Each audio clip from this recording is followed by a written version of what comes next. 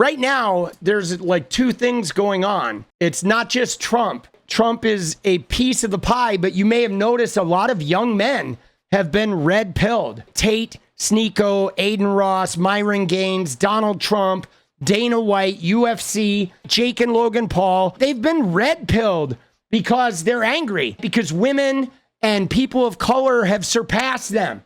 Trans women are going to Congress, and white men are like not even going to fucking college, and they're getting red-pilled by these motherfuckers. And it's a problem because, you know, they're angry, and I get it. When they feel like people are passing them by, I get the anger. What I don't get is when you start aiming that anger at women and trans people and immigrants, it's not going to work out for you well. You may ride a wave of like this red pill influencer shit, but you're going to get out in the real world and you're going to realize that the patriarchy has already been cracked.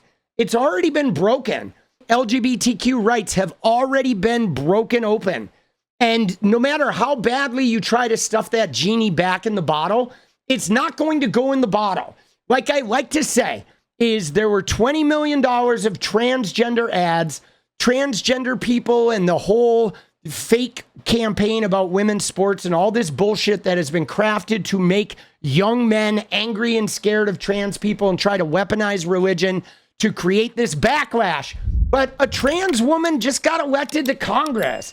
And that's really what's important, is you're going to fight over bathroom bills and you're going to do that shit. And eventually there's going to be 20 trans women and trans men in Congress. And it's going to swing around again because the genie's already out of the bottle. When are these pundits going to stop pretending we live in 1960s America and recognize the propaganda apparatus we all carry around in our phones every day? You go make a new account or reset your algorithm on any app and see how many swipes it takes to get right-wing propaganda. Dude, it's literally nearly instantaneous, bro. The right-wing propaganda, if you're using TikTok now or Twitter or even Instagram, especially Facebook, it is right there, bro.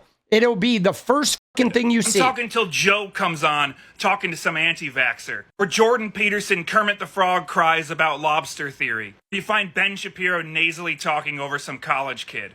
There are all these studies coming out saying, hey, Americans are functionally illiterate. And then all these teachers come out and say, hey, brain dead.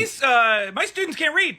I saw a college study about how all of these college graduates had never read a book. You don't read, you don't get critical thinking skills. And then the propaganda that you're consuming, you don't think about. You just go, oh, okay, I guess that's true. Especially if you've been consuming it since you were 15 years old. Shit gets hardwired in your brains. There's no spaces for men anymore. There's no spaces for anybody. Every other video on this app that's not propaganda is about how second spaces and first spaces have been taken away because nobody owns a house and there's nowhere to go to do anything. What do these kids do? They congregate around these figures and they play video games together. Yeah, dude, this is fucking wild though.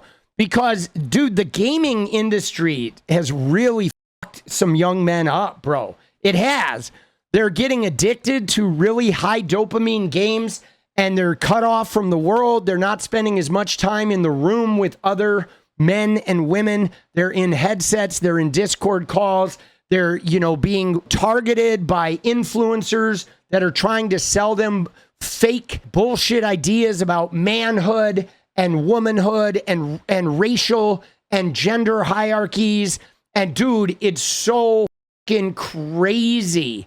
It is so crazy. And they're so isolated and they're sad and they're disconnected and they're craving connection. And I feel really bad because when I was a young person, we like went out to the mall and there were all ages music clubs and there were spaces where we could go gather in person with people. And we could develop beliefs, having real human beings. Like when we got in an argument, there were real humans so we could see the effects of our words and shit like that.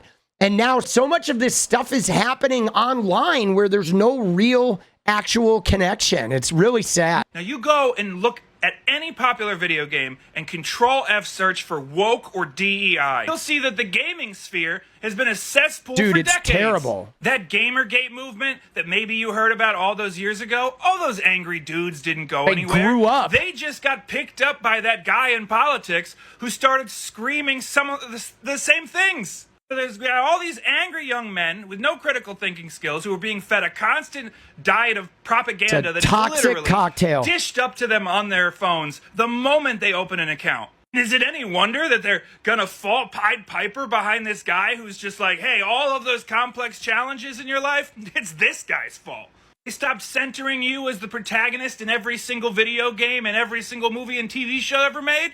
And those girls say they'd rather meet a bear in the woods than you? Get mad. Get mad and vote for the guy who is gonna hurt those people. Now I know that because there's a movement right now on the internet and in schools to walk up to women and say, your body, my choice. Yeah, dude, that is crazy. And I've seen this. I've seen it online. That is actually happening, where young men are walking up to women at an age where they don't even maybe understand what the they're saying. They're saying, your body, my choice, which is rape culture. It is slave culture. I mean, it is so fucking toxic, bro. And it's being fed by the Sneakos and the Tates and the Myron Gaines and the Donald Trumps and the Dana Whites and the Jake and Logan Pauls and the Aiden Rosses, the assholes on the body of humanity. All of those guys that I just mentioned, those guys are toxic, degenerate squads, okay? That nothing they say is remotely good for humanity, bro. They are literally selling the bullshittest version of masculinity possible in order to try and offer an easy path to power for young men. Because young men are scared. And I get that you're scared. Women are developing way more rapidly. They're going to college at higher rates. They're developing critical thinking skills at much higher rates. They're not, spending as much time getting lost in those Discord communities and shit like that. They're not buying into that propaganda.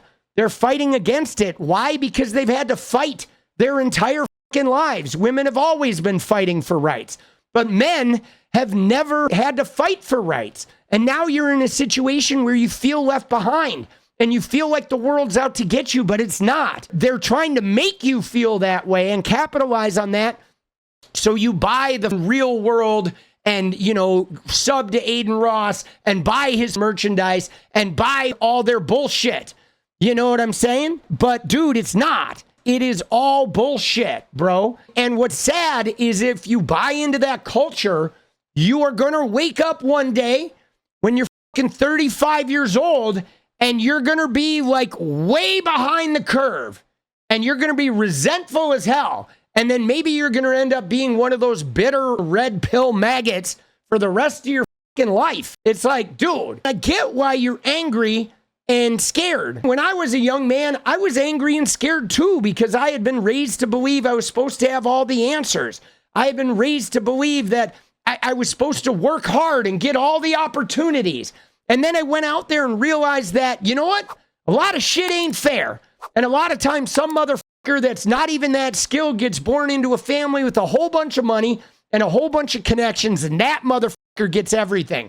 And he doesn't have to do shit. So life is really not fair. And meritocracy doesn't really exist. And there's a lot of hard lessons in that. There's a lot of hard lessons in realizing that as men, we don't have all the answers. And we're not really that tough. But there's ways of challenging those fears and those disconnected feelings that are better than buying into these toxic male influencers bullshit. They picked the hateful guy because they're full of hate.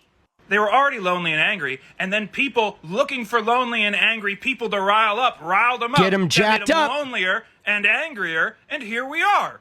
Also, racism and sexism.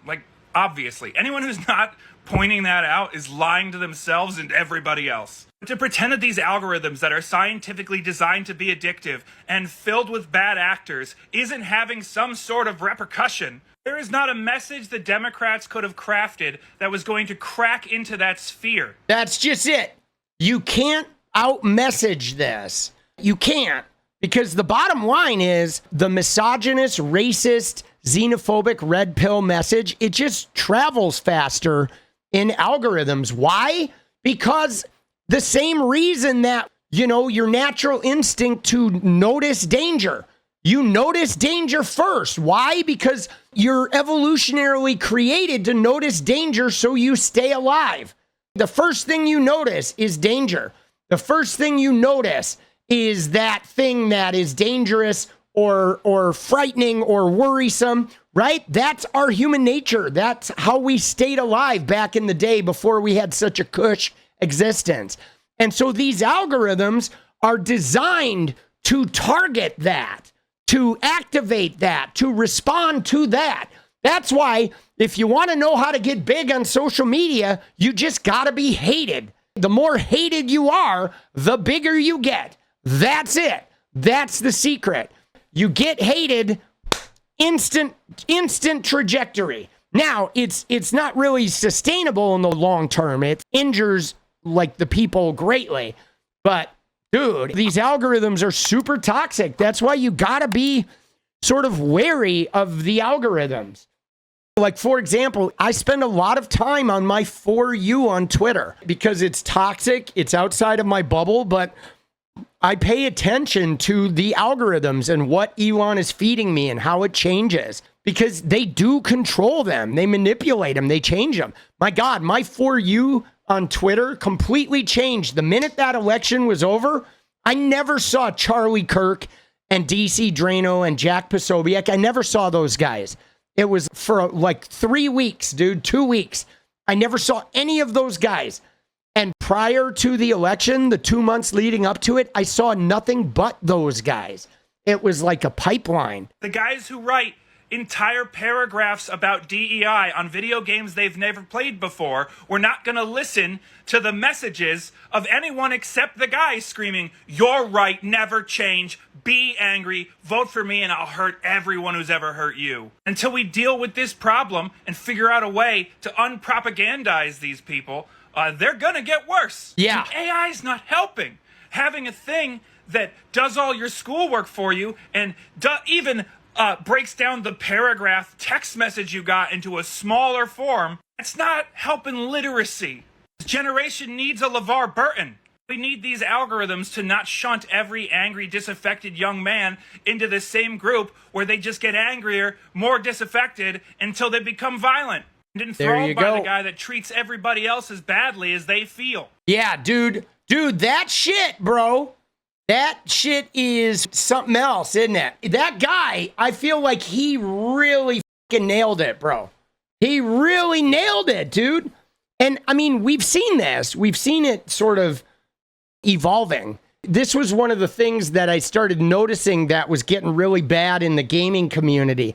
And part of the reason why I left, because I started noticing that, you know, these young kids in the gaming community, they would like post whatever was going to create some sort of a stir to try and get some likes, to try and get a little bit of clout, as they called it, or a little bit of internet notoriety, hoping it would lead to some sort of fame.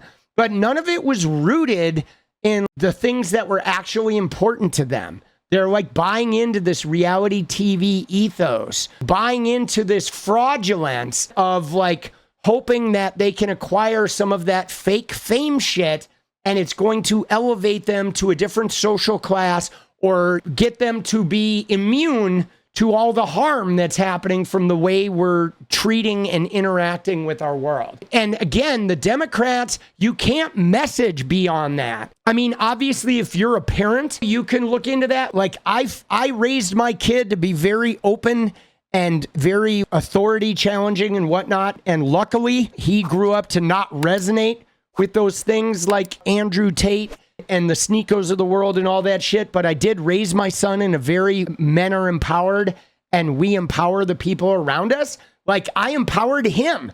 I showed him what it's like for a man to empower someone and how I didn't lose any of my own power. He was able to be elevated and have a huge amount of power for a young boy. And yet I didn't lose any of my power. So he got to live that of having a father who empowered the shit out of him and encouraged him to use his voice to challenge authority, to stand up to me, but it didn't diminish my power at all.